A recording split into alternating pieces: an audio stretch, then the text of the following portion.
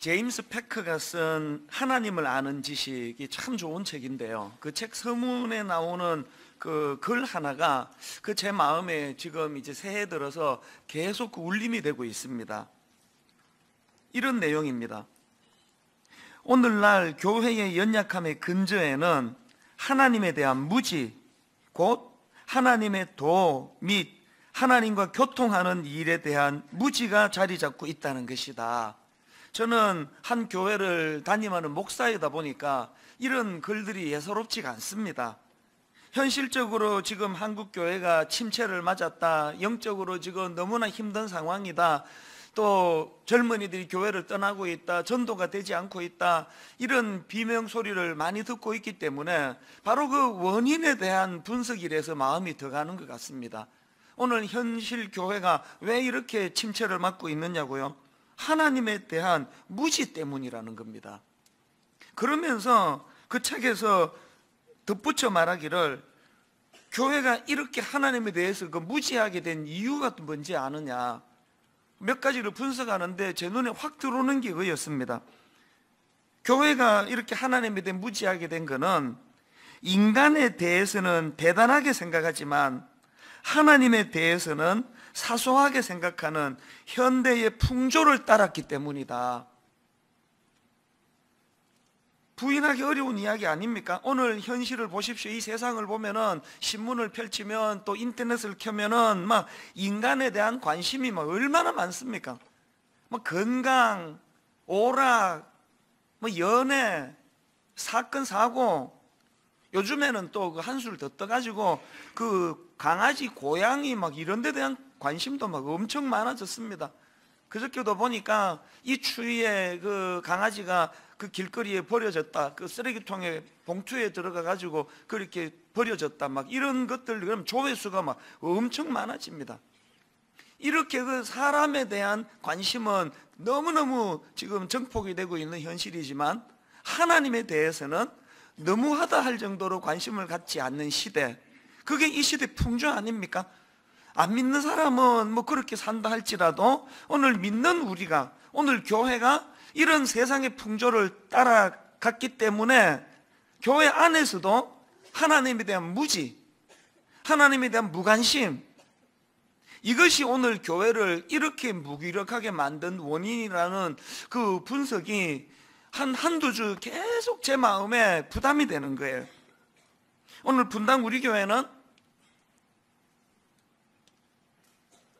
하나님에 대하여 얼마나 많이 아는 성도들이 모였나. 오늘 교회가 하나님에 대한 무지, 이것 때문에 교회가 지금 침체기를 맞고 있다면, 분당 우리 교회도 이 부분에 대하여 부끄러운 부분 없나? 그러니까 이런 질문이 한두 주 계속 제 마음에 지금 들고 있는 겁니다.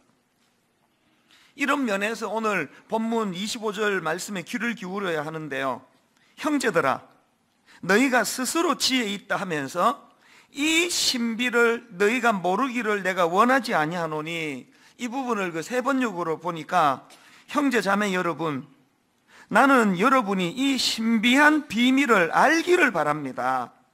그것은 여러분이 스스로 현명하다고 생각하는 일이 없게 하려는 것입니다. 18절에서 바울이 이방인 그리스도인들에게 그 자랑하지 마라, 또 20절에서 또 교만하지 마라, 그런 경고의 말씀을 던졌는데, 오늘 본문 25절에서는 그런 자랑과 교만을 막는 도구가 뭐냐? 하나님의 구원 계획에 대한 정확한 지식을 가지는 것, 이게 교만을 막는 비결, 자랑을 막는 비결이 되는 거예요. 그래서 이 구절을 해설한 존 스토트 목사님의 책에 보니까 이렇게 설명하는 대목이 나오더라고요. 지식은 겸손함에 도움이 된다. 교만의 완벽한 대책은 진리이다. 로마 교회의 유대인들과 이방인들이 하나님의 목적 안에서 서로에 대하여 자신의 위치를 파악할 수만 있다면 그들은 자랑할 것이 아무것도 없다. 여러분, 이게 어디 뭐 교만의 문제만 이겠습니까?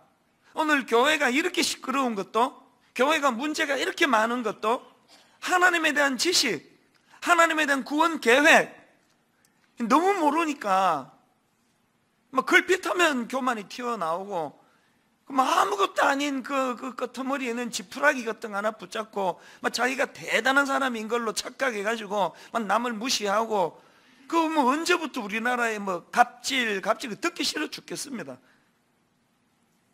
이 모든 인간의 병폐를 해결하는 대안이 있다면 하나님을 아는 거라는 거. 하나님, 이 하나님에 대한 지식, 그리고 또 그분의 구원 계획, 이런 것들을 정확하게 알고 있으면 그 쓸데없는 교만에 빠지는 일도 없고 교회가 이렇게 무기력하지도 않을 거라는 거예요. 어제 우리 교회에서 바로 이 자리에서 순장 수련회 가졌는데, 제가 이제 순장 수련회를 갖기 전에 준비하면서 교역자들을 통해 좀 설문조사 같은 거를 좀 했더니 참 너무 기뻤습니다. 우리 교회 많은 순장님들이 지금 영적인 갈급함을 갖고 있다는 거예요. 그저 기능적으로 뭐 순장으로 이렇게 능숙해지는 그거 원하지 않는다는 겁니다. 하나님에 대해 좀 깊이 알아가는 일에 갈급함이 있다. 순장님들에 대한 이런 그 분석을 제가 보면서 너무 기뻤습니다. 희망이 있구나, 아직도. 여러분, 원래 들어와 제가 그렇게 두려워하는, 분당 우리 교회가 이제 경직되고 굳어지고 교만해서 싸우고 이런 것들을 피할 수 있는 대안이 있다면 순장님만이 아니고 여기 출석하시는 모든 성도님들이 이 하나님에 대한 갈망, 이 하나님에 대한 지식, 또 하나님의 구원 계획, 그래서 저는 여러분 모두 하나님을 알아가는 것에 대한 목마름이 좀 있으면 좋겠습니다. 난 내가 믿는 하나님을 좀 더 잘 알고 싶다. 난 내가 믿는 하나님이 어떤 계획을 갖고 계시는지, 특히 구원과 관련해서 어떤 계획을 갖고 계시는지 정말 궁금하다. 정확하게 알고 싶다. 이런 거룩한 갈망이 우리를 건강하게 만드는 줄로 믿습니다. 근데 여기서 한 가지, 여러분, 이렇게 하나님을 아는 지식이 참 중요한데요, 이것과 관련해서 꼭 기억해야 될 전제가 하나 있습니다. 그게 뭐냐 하니까, 하나님을 아는 지식에 대한 갈망이 있을 때 꼭 떠올려야 되는 전제가 뭐냐, 하나님의 신비의 영역을 인정하는 태도가 필요하다는 겁니다. 이게 무슨 말씀입니까? 그 하나님을 알고자 하는 태도도 중요하지만 내가 막 노력하면 하나님 다 알 수 있어, 이건 아주 잘못된 생각이에요. 하나님에 대한 지식은 그 하나님이 계시라 그러잖아요. 하나님이 보여주시는 것만 볼 수 있는 것, 이게 하나님에 대한 지식의 전제입니다. 25절을 다시 보십시오.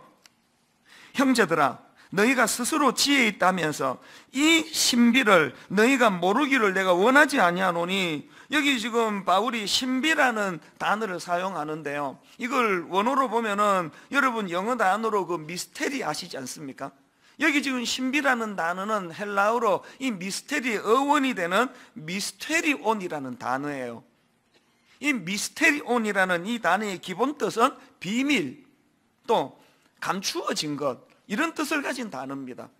지금 바울이 유대인과 이방인들에 대한 하나님의 구원 계획을, 이 하나님의 그 구원 계획에 관한 지식을 설명하면서 왜 이 미스테리온, 비밀, 감추어져 있는 것, 이런 단어를 사용하겠습니까? 여러분, 그 하나님의 구원 계획을 포함해서 하나님의 일하심은요, 우리 인간의 머리로 다 이해되어지고 설명되어지는 영역이 아니라는 걸 전제로 하는 겁니다.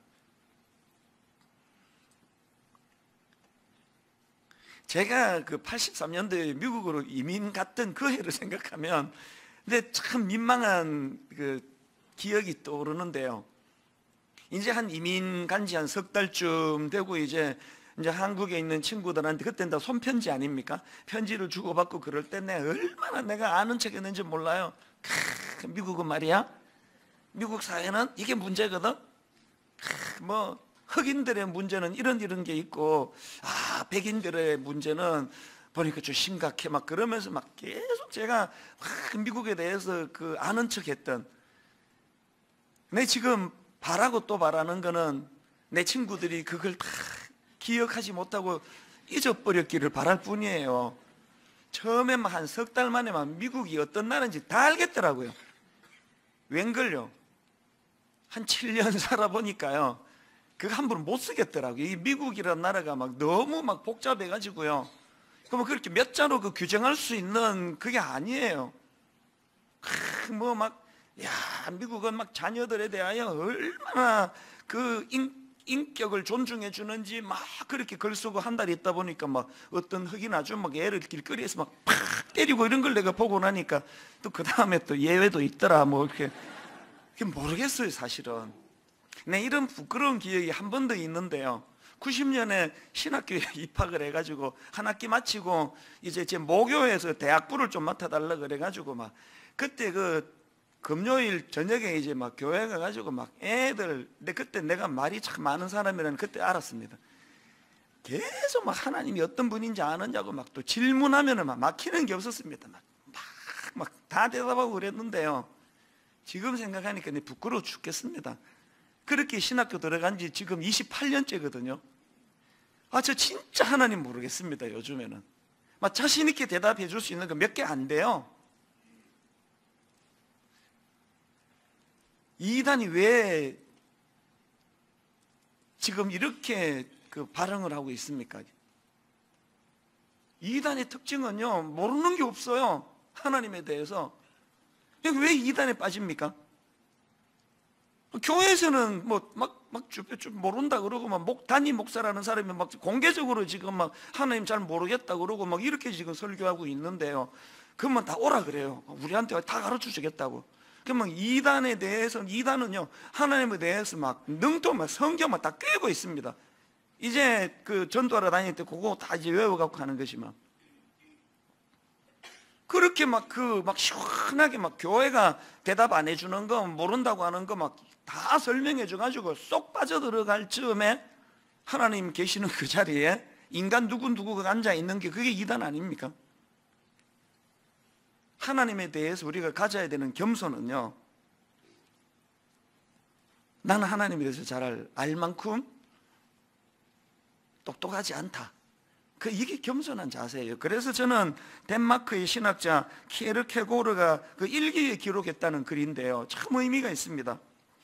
이해할 수 없는 것들이 있다는 것을 이해하는 것이 인간의 이해력의 의무이다. 이해할 수 없는 것들이 있다는 것을 인정하는 것, 그걸 이해하는 것, 이게 인간의 이해력의 의무라는 거예요. 우리는요, 이해할 수 없는 많은 어려움이 있습니다. 그건 우리의 연약함 때문에 그래요. 최근에 그 기사 보셨습니까? 대만에서 이상 한파가 불어닥쳐가지고 추위로 무려 130명이 죽었대요. 이거 엄청난 사건 아닙니까? 그래서 제가 도대체 얼마나 추웠길래 130명이 그렇게 많은 사람들이 죽었나 그러고 검색을 해보니까 깜짝 놀랐습니다. 그 130명의 사망자를 낸 그 나흘간의 그 이상 기온, 그때 최저 기온이 영상 10도였대요. 이해가 됩니까? 그 당시로 우리나라가 최저 기온이 영하 17도, 영하 18도 갈 때거든요. 영상 10도에 130명이 얼어 죽었대요. 이 머리로는 납득이 잘 안 되는 거예요. 왜 안 됩니까? 우리 인간은 자기 경험 세계 말고는 잘 알 수가 없는 거거든요. 그래서 지금 바울이 이 신비라는 단어를 사용하는 이유가 뭡니까? 이런 한계를 가진 우리 머리로는 창조주 하나님을 다 이해할 수 없는 거예요. 그분이 계시해 주시는 것, 그분이 보여주시는 것 밖에는 우리가 볼 수 없다는 이런 겸손함, 이게 이 신비라는 단어 안에 포함되어 있는 거 아니겠습니까? 그렇기 때문에 한편으로는 하나님에 대해 알아가려고 성경을 읽고 묵상을 하고 성경 공부를 하고 또 애를 쓰셔야 되지만, 또 다른 한편으로는 내 한계를 인정하는 거예요. 내 이 작은 머리로는 하나님을 결코 다 알 수 없다. 하나님이 계시해 주시는 것만 내가 알 수 있다. 이런 겸손이 같이 필요한 거거든요. 자, 그렇다면은 오늘 본문에서 바울이 말하는 이 신비의 내용이 뭐냐? 그게 25절, 26절에 나와 있습니다. 형제들아 너희가 스스로 지혜 있다 하면서 이 신비를 너희가 모르기를 내가 원하지 아니하노니, 그러면서 이제 그 신비가 뭔지 설명합니다. 이 신비는 이방인의 충만한 수가 들어오기까지 이스라엘의 들어는 우둔하게 된 것이라. 그리하여 온 이스라엘이 구원을 받으리라. 여기 보니까 그 세 가지 구원의, 하나님의 구원 계획이 한 세 단계로 이제 설명이 되는 걸 볼 수 있는데요. 그 첫 번째 단계가 뭐냐 하니까 유대인 일부가 완고해진다는 거예요. 완악해진다는 겁니다.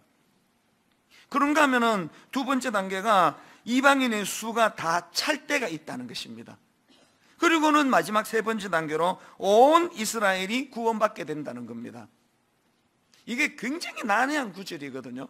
그래서 이제 이 온 이스라엘이 누구인가, 누구를 온 이스라엘이라고 표현하는가, 이거에 대한 분석이 분분합니다. 여기 나오는 온 이스라엘은 그 육신적으로 그 이스라엘 사람들을 말하는 게 아니라 그 영적인 이스라엘을 말한다, 이런 설을 위시해 가지고 여러 설이 분분합니다. 그런데 대부분의 학자들은 여기 나오는 온 이스라엘이 누구냐, 이건 글자 그대로 마지막 때에 많은 이스라엘 민족과 모든 세대에 구원받은 이스라엘 민족을 다 포함한다, 이런 견해를 대부분이 따르는데요.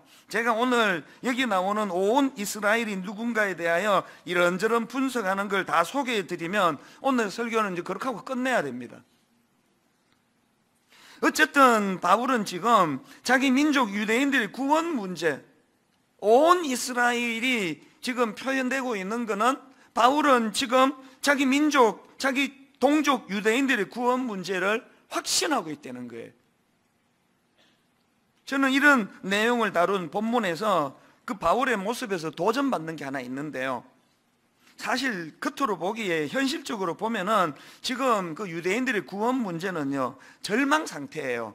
오죽했으면 로마서 9장 1절에서 바울이 자기 동족 유대인들이 회개하지 않는 현실에 대하여 마음에 큰 근심과 고통이 있다고 그렇게 표현했겠습니까? 또 실제로도요, 자기 동족 유대인들은 바울이 전하는 복음을 받아들이기는커녕 복음을 전하는 바울에게 엄청난 핍박을 가하던 그런 상황이에요. 그러니까 눈으로 보면은 현실적으로는 자기 동족을 구원하는 이런 일은 불가능하다, 이건 절망적이다, 그럴 수밖에 없는 상황이에요. 그런데 바울은 그런 상황에서도 끝까지 그 절망을 품지 않고 그 낙관적인 마음으로 희망을 가지고 온 이스라엘이 구원받을 때가 온다, 내 동족 유대인들이 지금 넘어져 있는 건 이건 일시적이다, 이거 영원하지 않다, 일어선다, 그런 확신을 지금 피력하고 있거든요. 이게 어떻게 가능하냐? 이게 어떻게 가능합니까? 바울은 지금 자기가 보고 느끼고 경험하는 거기에 영향을 받지 아니하고 주신 하나님의 말씀, 이 말씀에 기준을 두고 있거든요. 제가 이런 바울을 묵상을 하다가 그 구약의 그 민수기에 나오는 한 사건이 불쑥 떠올랐는데, 여러분 잘 아시는 가데스 바네아에서 이제 12명의 정탐꾼을 그 가나안에다가 이제 보내는 그 사건 다 아시죠? 12명이 이제 두루 잘 살피고 돌아왔는데 그 딱 이제 보고가 10명과 2명으로 딱 갈려지는 거예요. 완전히 다른 보고를 하는 거 아닙니까? 먼저 10명의 정탐꾼들은 그 땅을 악평하는데요, 민수기 13장 33절을 한번 보십시오. 거기서 네피림 후손인 아낙 자손의 거인들을 보았나니 우리는 스스로 보기에도 메뚜기 같으니 그들이 보기에도 그와 같았을 것이니라. 무슨 뜻입니까? 너무 초라하다는 거예요. 우리 이길 수 없다는 거예요. 그들은 막 기골이 장대하고 거인이고 막 무기도 대단하고 우리는 그 앞에 서니까 메뚜기 같더라, 메뚜기. 그래서 이제 그 보고를 받은 이스라엘 백성들이 막 절망하고 좌절하고 그렇게 이제 다 무너져 버렸는데, 그런 현실을 보던 나머지 두 정탐꾼 여호수아와 갈렙의 반응을 한번 보십시오. 민수기 14장 28절이요. 여호와께서 우리를 기뻐하시면 우리를 그 땅으로 인도하여 들이시고 그 땅을 우리에게 주시리라. 이는 과연 젖과 꿀이 흐르는 땅이니라. 어떻게 그 똑같은 것을 보고 왔는데 이렇게 다른 평가를 내릴 수 있느냐고요. 그 왜 그러냐? 그 10명의 정탐꾼이 잘못 보고한 거 아니에요. 정확하게 본 거예요. 옳게 봤습니다. 그들 거인 맞습니다. 힘으로 못 이깁니다. 근데 여호수아와 갈렙은 똑같은 상황이지만 하나님의 약속의 시선, 하나님에 대한 말씀, 하나님이 이 땅을 우리에게 주시겠다고 약속하신 그 약속의 말씀을 기준으로 그 땅을 보니까 그들 우리 밥이다, 밥. 오늘 본문에서 바울이 가졌던 시각도 민수기에 나오는 여호수아와 갈렙의 시각과 같은 내용 아닙니까? 바울이 지금 자기 동족 유대인들의 부정적인 행동하고 자기를 핍박하고 복음을 안 받는 거기에 영향을 받았으면 아마 유대인들의 구원은 없다 그랬을 거예요. 그러나 바울은 자기 어떤 감각을 의지하고 사물을 판단한 게 아니라 하나님의 말씀이에요. 그래서 여러분 그 본문 11장 26절 27절 한번 보십시오. 그리하여 온 이스라엘이 구원을 받으리라 이렇게 선언하고는 바로 그 다음에 기록된 바 구원자가 시온에서 오사 야곱에게서 경건하지 않은 것을 돌이키시겠고 내가 그들의 죄를 없이 할 때에 그들에게 이루어질 내 언약이 이것이라 한 것 같으니라. 오늘 우리 문제가 뭡니까?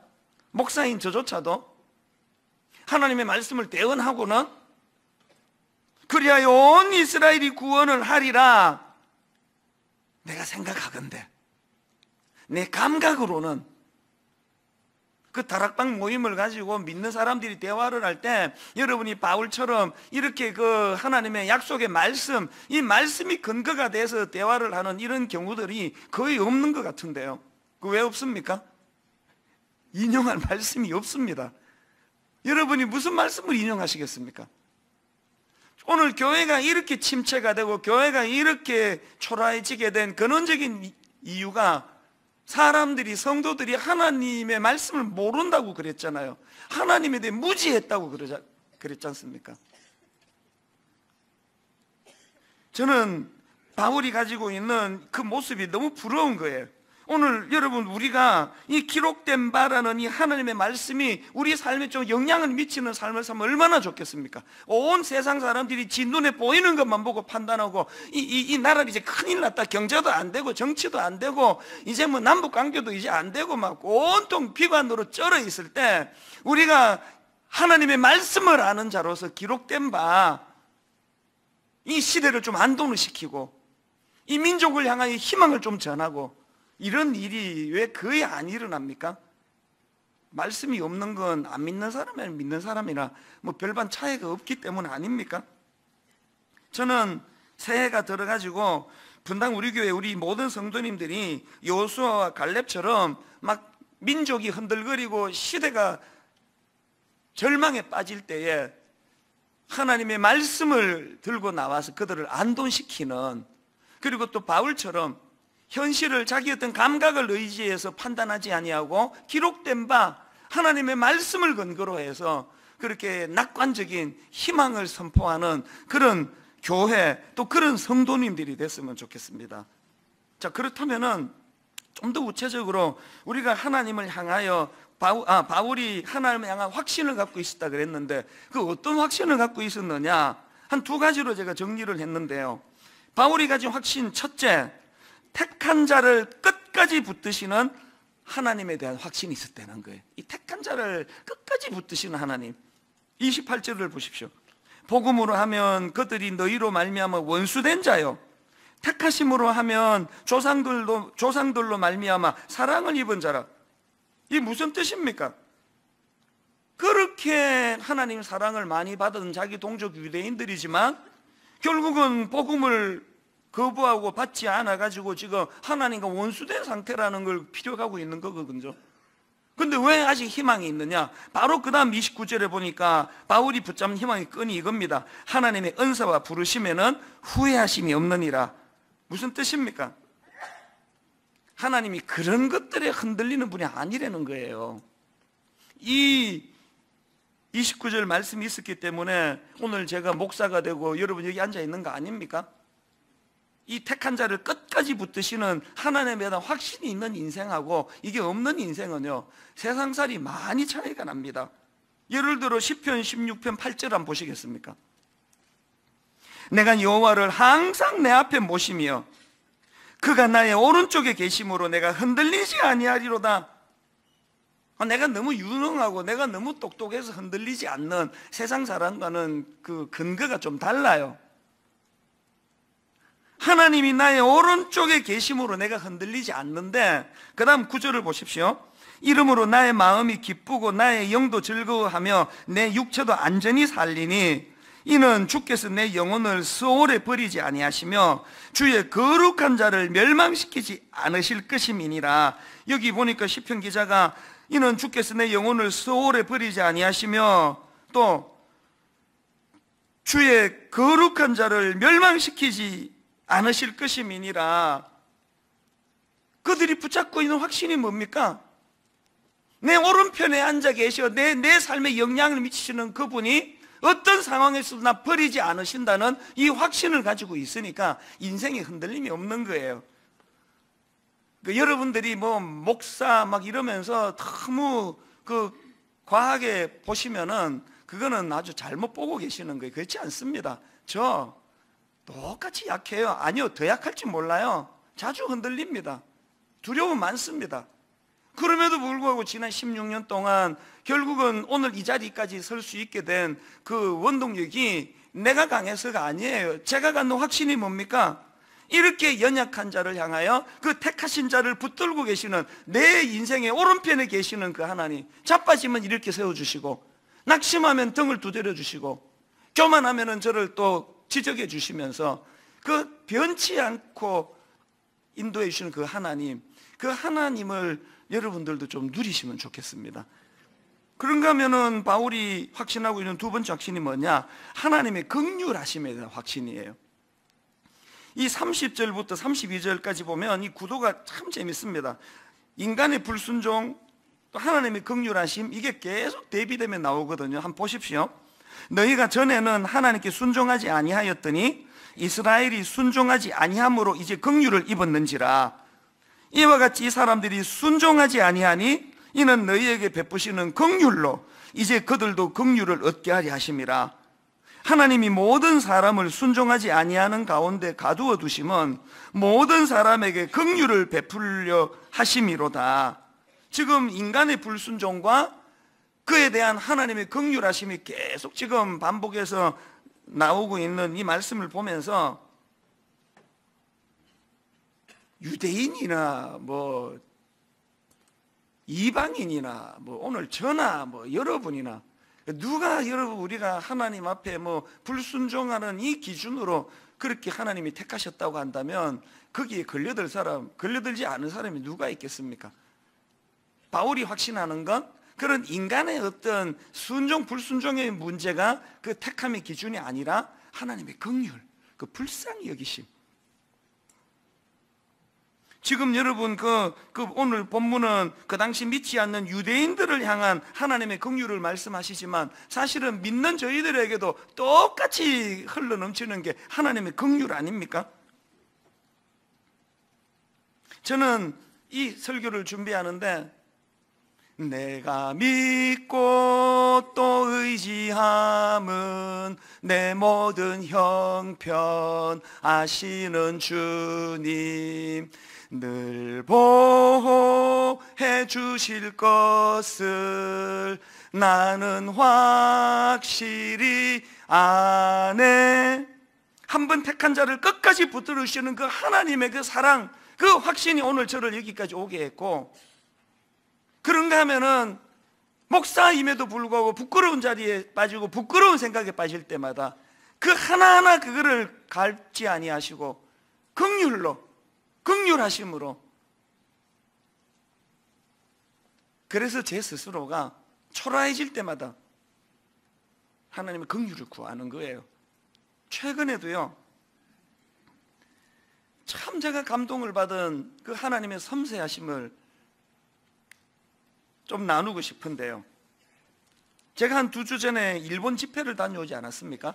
이제 일본으로 출국하기 한 며칠 전에 아마 여기 계실 거예요. 어떤 성도님이 이메일을 보내오셨습니다. 내용이 이래요. 동경에 어느 교회에서 집회가 열리고 어느 날 몇 시에 열리는지 좀 가르쳐 주세요, 목사님. 왜 이제 그런 질문을 하시는가 보니까 이제 이분의 지인의 딸, 이름도 제가 못 밝힙니다. 이 지인의 딸이 이제 일본에 유학을 가서 지금 박사 과정을 밟는데요.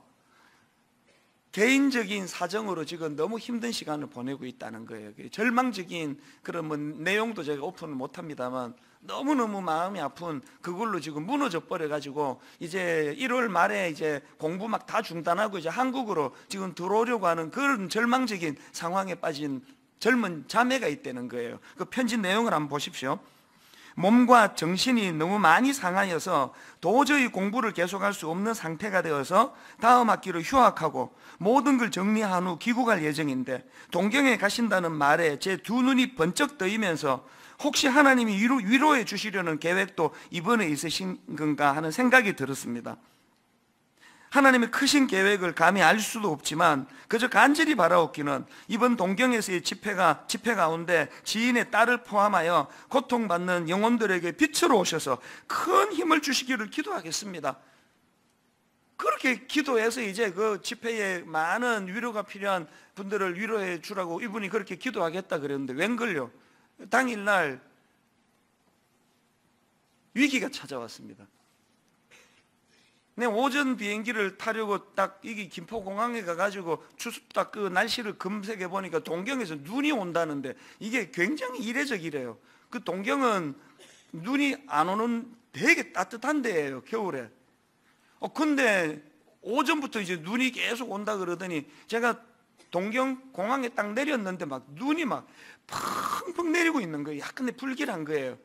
지금쯤 멎어줘야 이게 집회가 되는데 그때부터 이제 눈이 본격적으로 오기 시작하더니요, 폭설이 내렸어요. 폭설. 그 막 눈이 땅에 닿으면 다 녹고 하는데도 쌓인 게 27cm, 27cm. 그 전에 왜 그 부산에 그 눈 안 오는 부산에서 한번 그 뭐 0.5mm인가 뭐 5mm인가 이렇게 눈 조금 와가지고 막 도로가 마비가 되고 막 그랬다고 하는 기사를 본 기억이 있거든요. 눈 안 오는 동경에 27cm가 왔으니까요. 이건 이제 집회를 못 하는 거예요. 차들 다 막 가다가 서고요. 전철 막 탈선하고 막 이런 일들이 일어나고 이러니까 이게 지금 오늘 그 위로해 줘야 되는데 이 집회가 안 되는 거예요. 차가 지금 다 마비가 되는데 어떻게 옵니까? 근데 계속 그 믿음이 없어가지고 그 목사님한테 이거 되겠습니까? 내일부터 하면 어떻겠습니까? 그러니까 뭐 들은 척도 안 하더라고요. 그날 저녁에 제가 진짜 그 감동은 잊을 수가 없습니다. 차 끊기니까요, 성도님들이 걸어서 오는데요, 진짜 감동을 받았습니다. 본당에 꽉 모여있는 게 다 걸어와가지고, 늦게 오는 분은 많았지만. 그런데 너무 감동을 받은 첫날 집회를 끝냈는데 한국에서 이분에게 다시 메일이 온 거예요. 그 자매랑 관련해가지고.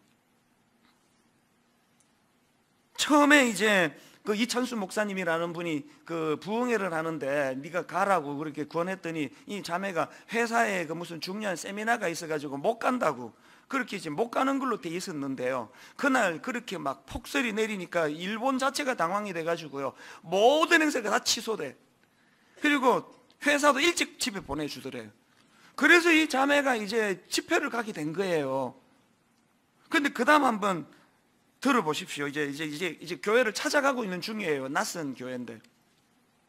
초행길이니 구글 맵을 켜고 찾아가는데 추위 때문에 갑자기 아이폰 배터리가 나가고 일본 가로등은 한국같이 밝지 않아서 대체 어디로 가야 할지 너무 막막해서 그만 울음이 나왔다네요.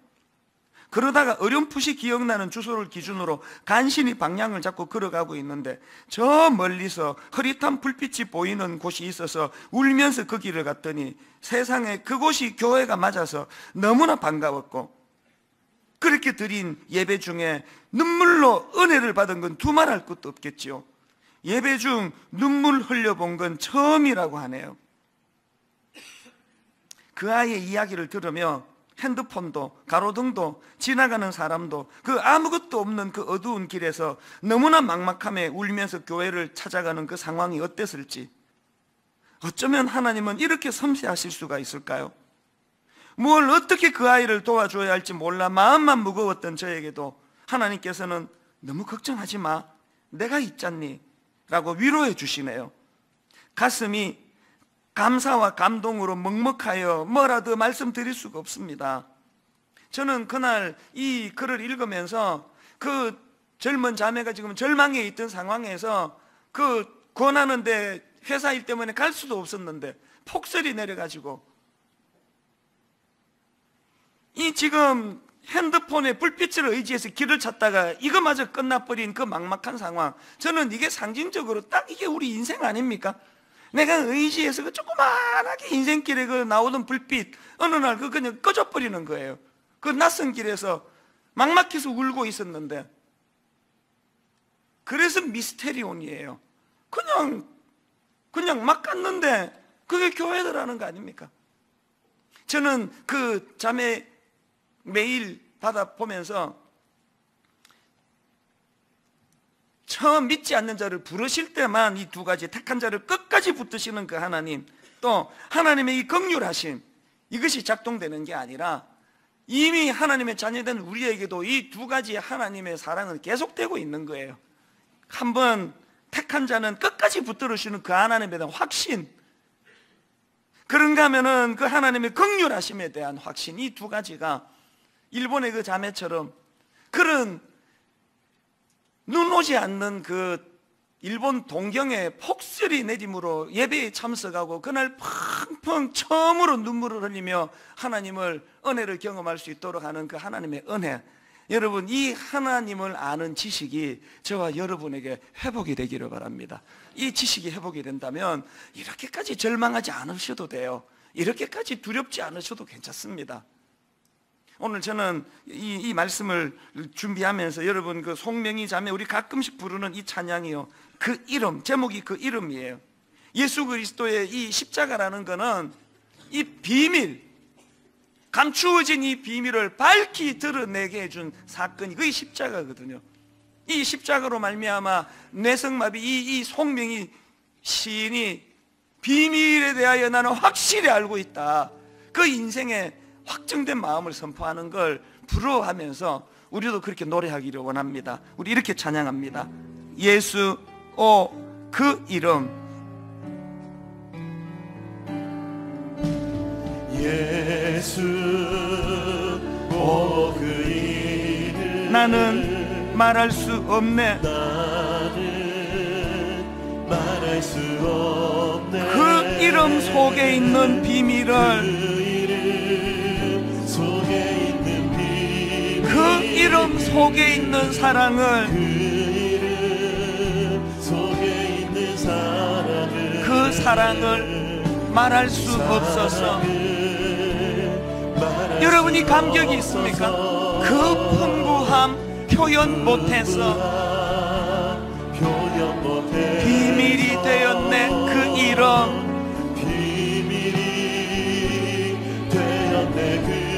비밀이 되었네.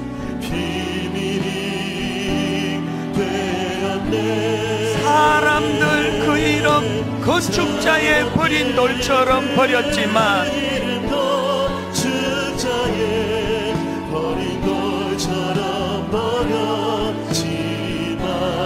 내 마음에 새겨진 이름은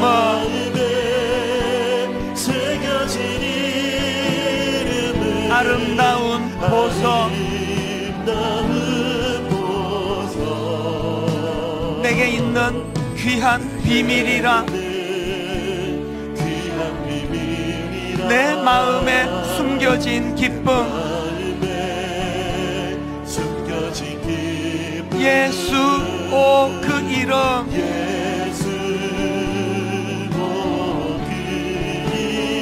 나는 말할 수 없네.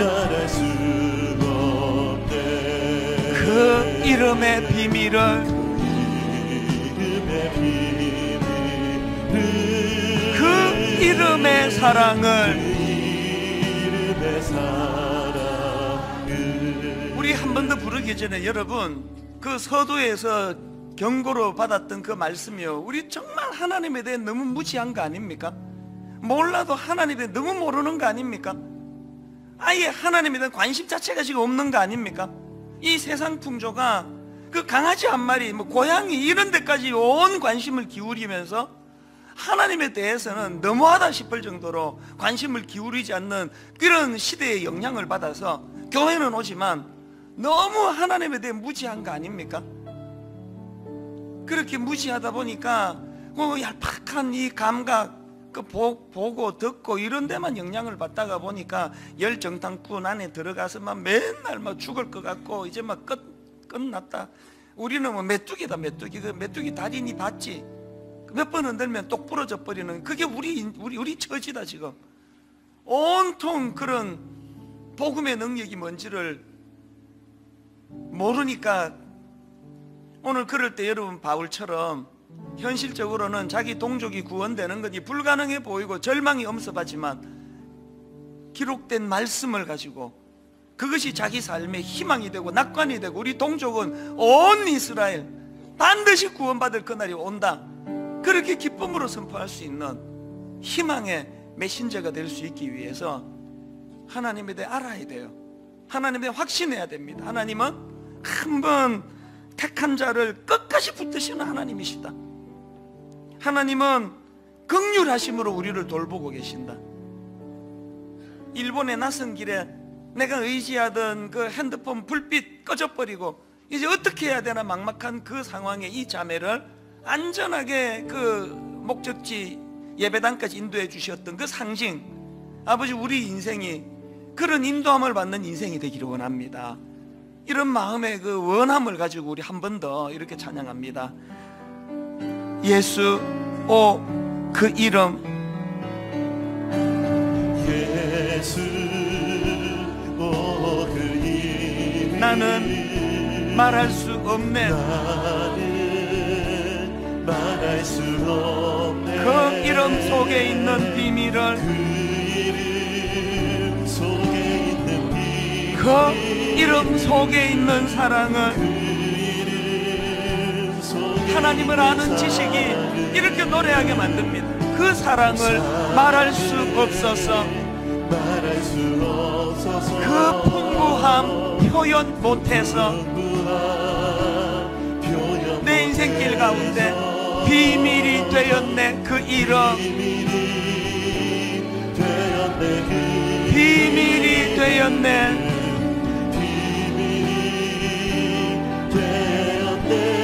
사람들 그 이름 건축자의 버린 돌처럼 버렸지만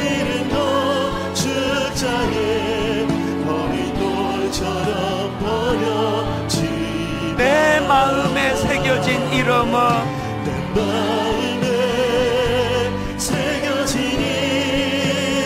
아름다운 보석. 내게 있는 귀한 비밀이라. 여러분 이렇게 고백하실 수 있습니까? 내 마음에 숨겨진 기쁨.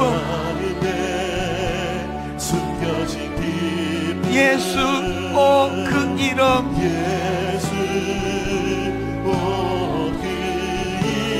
나는 말할 수 없네. 그 이름의 비밀을,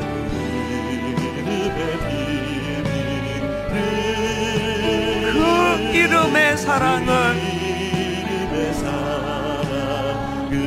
두 가지로 기도할 때 하나님, 오늘 바울에게 있어서 자기 동족 유대인에 해당되는 사람이 누구입니까? 내 남편입니까? 내 자녀입니까? 내 시댁 어른입니까? 하나님 아버지, 그를 품고 기도할 때 저도 바울처럼 그런 소망이, 그런 확신이 일어나기를 원합니다. 그런가 하면 하나님, 저는 하나님에 대한 지식이 너무 모자랍니다. 관심도 없었습니다. 이것이 회개해야 될 거리라는 걸 자각합니다. 하나님을 알기 원합니다. 더 알기 원합니다. 알아가기 원합니다. 그래서 그 하나님을 아는 지식이 내 인생을 빛으로 가이드하고 안내하는 힘이 되고 능력이 되는 걸 맛보며 신앙생활 하기를 원합니다. 그 길로 인도하여 주시옵소서. 우리 통성으로 같이 기도하시겠습니다. 살아계신 하나님 아버지,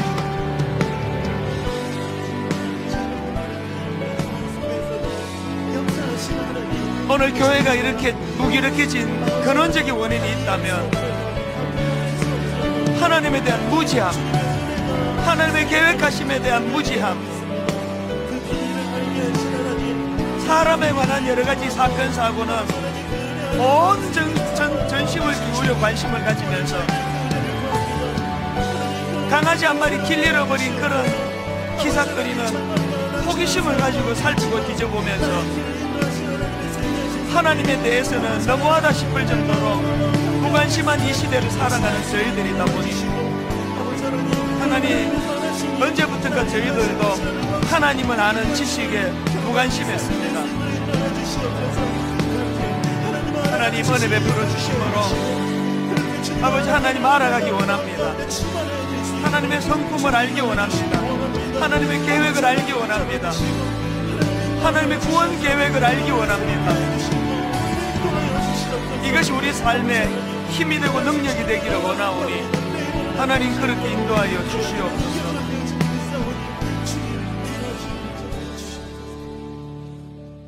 하나님, 참 부끄럽고 죄송한 마음을 금하기가 어렵습니다.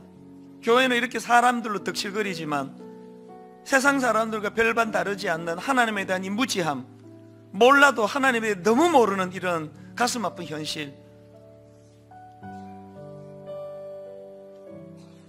참으로 죄송합니다.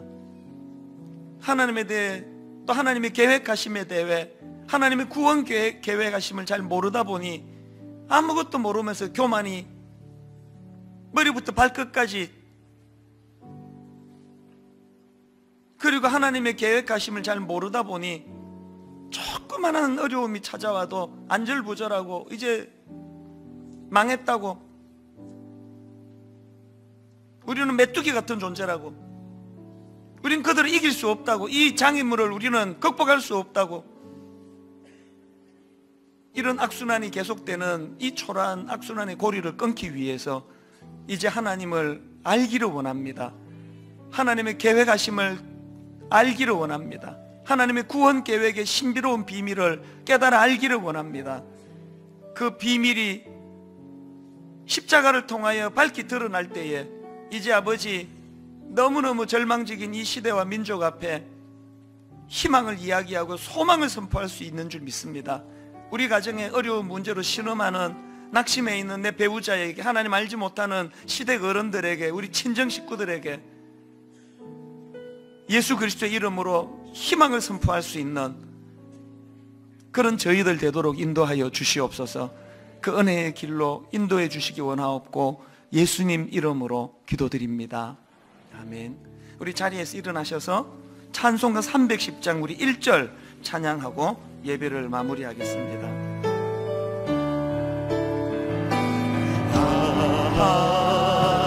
하나님의 은혜로 있을 데 없는 자 왜 구속하여 주는지 난 알 수 없도다. 그러나 내가 아는 한 가지, 내가 믿고 또 의지함은 내 모든 형편 아시는 주님 늘 보호해 주실 것을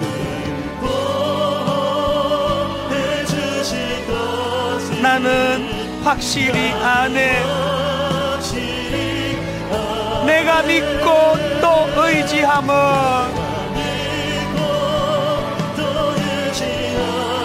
내 모든 형편 아시는 주님 늘 보호해 주실 것을 나는 확실히 아네.